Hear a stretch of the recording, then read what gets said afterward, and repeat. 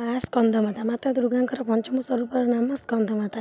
କୁମାର କାର୍ତ୍ତିକେୟଙ୍କର ଅନ୍ୟ ନାମ ହେଉଛି ସ୍କନ୍ଦ। ପ୍ରସିଦ୍ଧ ଦେବାସୁର ଯୁଦ୍ଧରେ ସେ ଦେବତାମାନଙ୍କର ସେନାପତି ହୋଇଥିଲେ। ସେହି ଭଗବାନ ସ୍କନ୍ଦଙ୍କର ମାତା ହୋଇଥିବାରୁ ମା ଦୁର୍ଗାଙ୍କର ଏହି ପଞ୍ଚମ ସ୍ୱରୂପର ନାମ ସ୍କନ୍ଦମାତା ହୋଇଛି। ନବରାତ୍ରିର ପୂଜାରେ ପଞ୍ଚମ ଦିବସରେ ୟାଙ୍କର ଉପାସନା କରାଯାଏ। ମାଙ୍କ ବିଗ୍ରହର ଭଗବାନ ସ୍କନ୍ଦ ବାଳକ ରୂପରେ କୋଳରେ ବସିଥାନ୍ତି।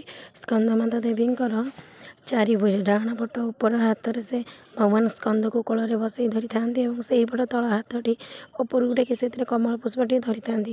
ବାମ ପଟ ଉପର ହାତରେ ବରମୁଦ୍ରା ଦେଖାଇଥାନ୍ତି ଏବଂ ତଳ ହାତ ଉପରକୁ ଟେକି ସେଥିରେ ବି ମଧ୍ୟ କମଳ ପୁଷ୍ପଟିଏ ଧରିଥାନ୍ତି। ମାଙ୍କର ବର୍ଣ୍ଣ ପୂର୍ଣ୍ଣତଃ ଶୁଭ୍ର। ସେ କମଳ ଆସନରେ ବସିଥାନ୍ତି, ତେଣୁ ମାଙ୍କର ଅନ୍ୟ ନାମ ପଦ୍ମାସନ।